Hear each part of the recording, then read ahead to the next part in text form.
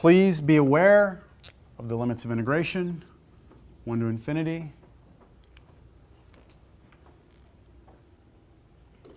So the first problem we did, right, when I started this, the first problem we did was the integral 1 to infinity of 1 over x squared dx, wasn't it?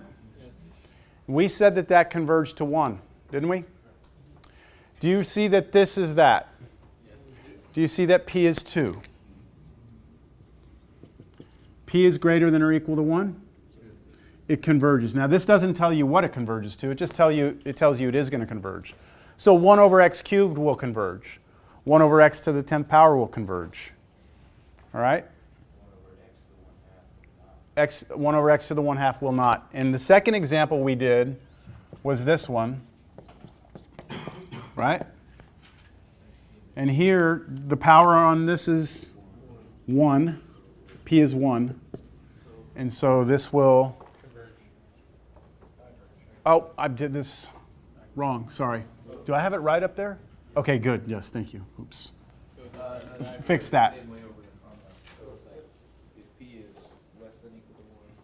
Well, it is divergent if this is true, convergent if this... Yeah, I wrote it. I put it down wrong. All right. So this one diverged? Okay. What about this integral? Integral 1 to infinity x squared dx. Is that this? Can you drop that x squared down? What would it be? 1 over x to the negative 2. And p would be negative 2, which is less than 1. So it would diverge? Look, it's a parabola. Think about it. Right? Parabola x squared looks like this. If I say integrate from 1 forever, it's going to be divergent, right? So 1 over the square root of x, that would diverge. What about this? What about the integral from 100 to infinity of 1 over x squared dx? Will this work? What do y'all think? Does the 100 have to be a 1 for the formula to work? Think about it geometrically.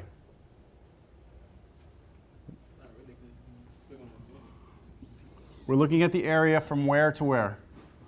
100 to infinity, right? And it goes like this. We're looking for this area. We know from that if we had started where? If we had started at 1 and kept going, that would be convergent. So if I go from here all the way, I get a number. So if I start at 100 and go all the way, that's definitely going to be a number, right? It's just whatever the whole thing is, which we know converges, take out that much area. So this would still be convergent. Understand? What if I change the problem to this?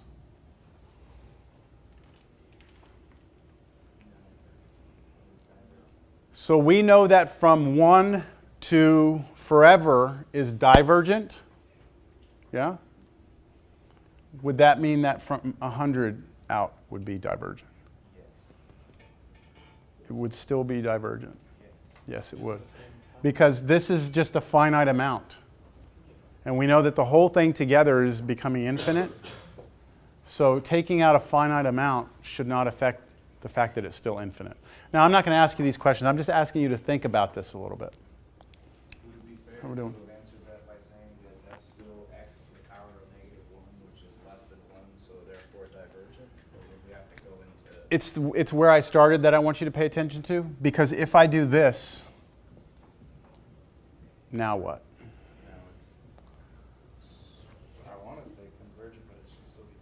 Now you have another problem because now 0 is in there and 0 is actually a place where it's undefined. So you're going, remember there's an asymptote over here. So now you've got this other area that's going this direction that you have to take into account.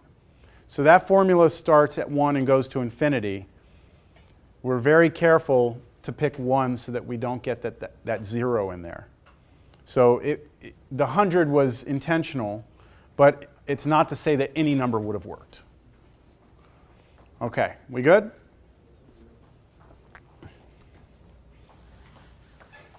So I was thinking about something while we were doing this. I thought I'd share with you. I know we're supposed to get through 2 things today, but I already know there's no way I can do it. So we're looking at integrals that go from negative infinity to infinity, right? And I'm bringing this up because this actually happened to me. My brother went to he went to Boston University and did an electrical engineering degree.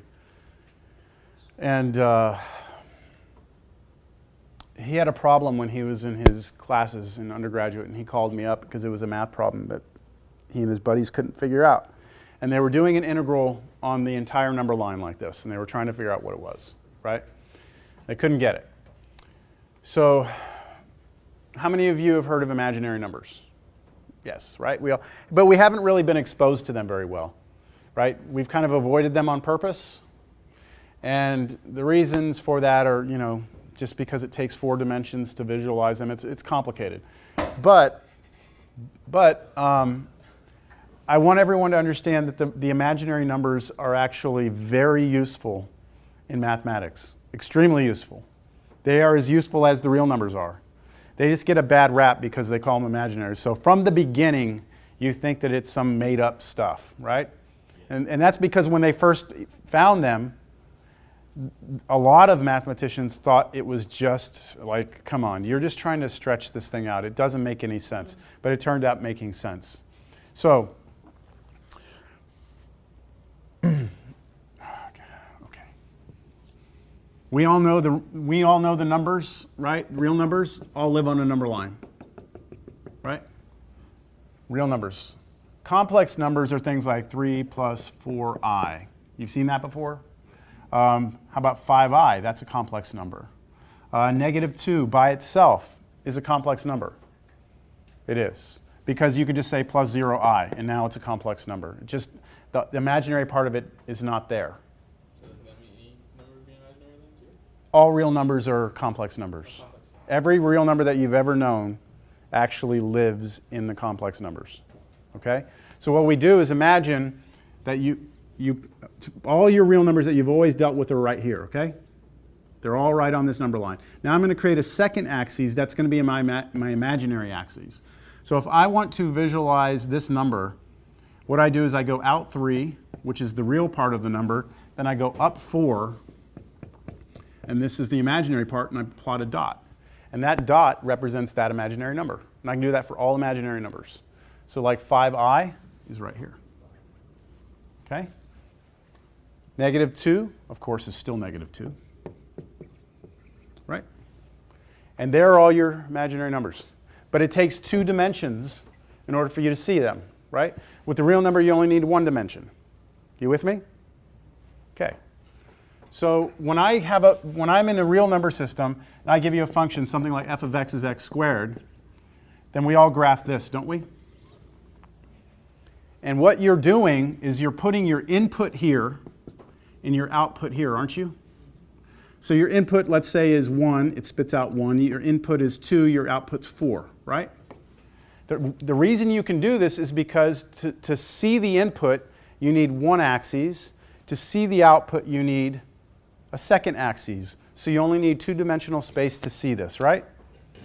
Complex numbers by themselves require 2 dimensions to see them. So if I give you a function, and we usually use the letter z to represent complex numbers so we can distinguish it from this function, and I give you the function z squared, I can't graph that for you because I can't show it to you because to show you the input, here's the input right here. It's 2-dimensional. The output is also 2-dimensional. So let's say this is the input. This is the output, okay? So if I plug in 1, what's 1 squared? Well, it's everything, it's what we thought it was, right? 1 squared would be 1. Okay, what would, if I plug in 2 into this? I get 4, which would spit out 4. What if I plug in I? I squared is, anyone remember? -1. That's the property of I, that I squared is -1. So if I plug in I, where's I over here?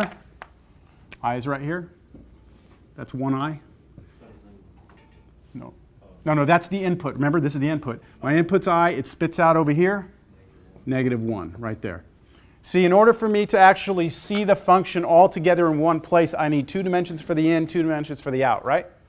4-dimensional space. I can't draw 4D. It's very hard to understand what 4D looks like. So we have a problem, right? I hope you're hanging in there with me, okay? Because I'm getting somewhere with this. So can you believe at first, just by looking at this, that the complex numbers is a flat sheet of paper that extends in every direction forever? Yes? Okay. So I'm going to draw it a different way. I'm going to take that flat sheet of paper. Boy, I'm really going off on a tangent. I apologize. Okay? I don't normally do it this bad, but I am. Okay, there's your complex plane laying down on the ground, okay? Here's your real axis right here. Your real numbers are right there, okay? This is your imaginary axis right here. If I want to integrate a function over the entire number line from -infinity to infinity, I'm integrating over this line right here. Yes? Okay. Hang tight. I'm about to blow the doors off right here. You're either going to hang in there or not on this, okay? Now what I'm going to do is I'm going to show you a way to convert this complex plane into a sphere. All right? So this is called a stereographic projection. Watch. I'm going to draw a ball. The south pole is right here. This ball is on top like this. Okay? That doesn't look like the center. The center is supposed to come straight down on there. Okay? So what I'm going to do now is I'm going to start with at the North Pole, and somebody pick a point on the plane. Tell me when. Good, right there. Okay, let's connect from there down to this with a line. Do you agree that it will punch through this sphere somewhere? Yes? So it's going to go in, and let's say it punches out right there. Okay? Then that point corresponds to that point on the sphere. And I can do that for every point. If I do it here, I can come through and it'll punch out somewhere and come to here. Do y'all see it? And I can do that for every single point on the plane. If I go out way out here, right? I'm off camera, but it's okay. If I go out to a point way out here, my line will come up, and maybe I punch through right there. Yes? You still there? Yeah. Okay. If I go out really, really far, right? Real far away from the center, then do you agree my points are going to be further up like this? If I go to infinity, right? If I go to infinity, where am I? As I go out further, these points you just said go up further and further, right? What about the North Pole itself? Does that correspond to a point on here? That is infinity. The North Pole is infinity. Okay, hold on. I'm getting to my brother's problem. Okay, so look, you see this real number line that we want to integrate over? You see that? Let's imagine taking all the points on this line and then connecting them. What would it draw on this sphere? So try and imagine. I come through here and I punch through, and then I punch through again, and I punch through again, punch through again. I'm actually going to wind up drawing one of two things. Either a circle or a line. One of those two things are going to be drawn. No, hold on a second. No, a circle. It has to be a circle. Take that back. It's been a long time since I've done this. Okay. It's got to be a circle. Imagine just going out. You know, what about the South Pole? Isn't that the origin? And as I go out, these points just start wrapping up along the side, and then the further I go out, they wrap up and eventually go up to the top, don't they? Okay. So, if you have no idea about complex numbers, if you've never studied them, then when you integrate over this real line forever in both directions, you actually have to go forever in each direction.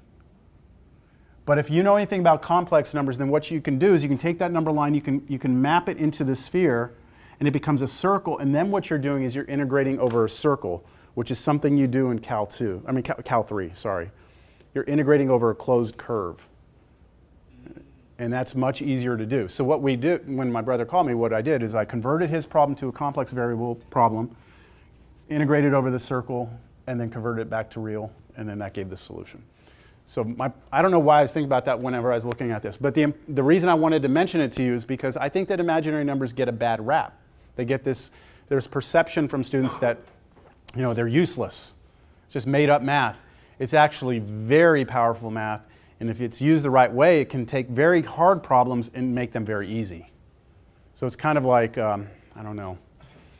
It's kind of like if you've ever watched a 3D movie without 3D glasses. You know, it's like, oh, what the hell? You know, you put them on, it's like, whoa, okay, now that I can see that, right? We have these complex variable glasses that if you have no idea that they exist, some things are always going to be blurry to you. They're always going to be confused. They're always going to be almost impossible. But if you have the glasses, sometimes you put them on, and it's just crystal clear and easy.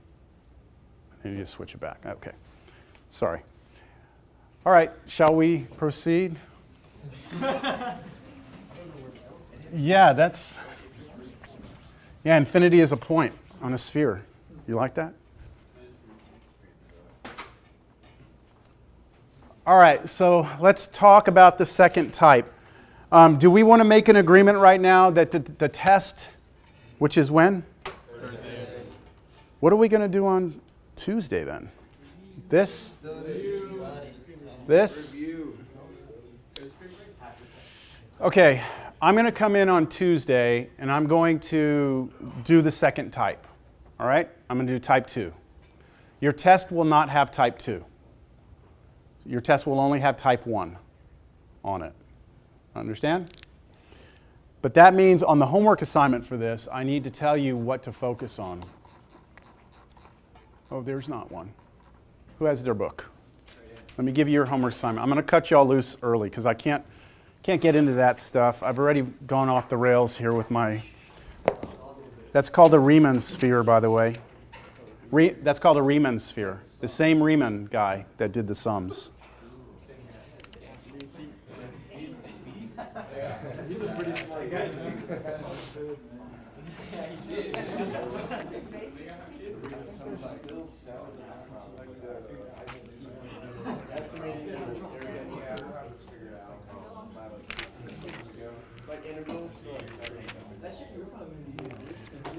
Okay, so what I would recommend you look at, page 360.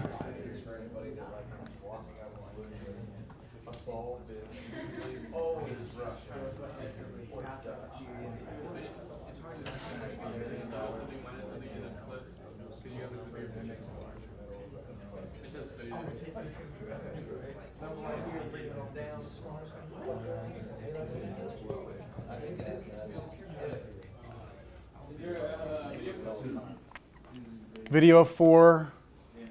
Oh yeah, there should be. 6.6. I should have done all those. Okay, the other thing I'm going to talk about in just like 2 minutes, the test of talking to a couple of students about, what should you be looking at. If you've done all your homework and you've, practiced and you're just looking for some more problems, one thing you could do is go to the chapter review, right? I think we looked at a few of them. If you look at the chapter review for chapter 6, the first like 25 problems or so, and just like sit down and just pick one and see if you can do it. Because in the review, there's no like guidance as to like what technique to use. So it could be basic substitution, it could be integration by parts, it could be trig integral, trig sub, partial fractions, it could be anything. And that's kind of what you need to prepare for the test. Just like, are you going to be ready for that? So, put your phone away, turn off your computer, go get somewhere where you're not distracted. Take out your formula sheets that I'm allow you to have and sit there and see if you can do a problem. If you can't, you need to be worried. Huh? I think it was about 1 through 25, something like that, yeah. Chapter review, chapter 6. It's in the book? Yes. Yeah. All right, let's cut out early. Y'all have a good rest of your day, okay? Sorry about the Riemann sphere. Don't know where that came from. I haven't talked about that in a long time. said he was, because I know like. Hold on, let me turn this off.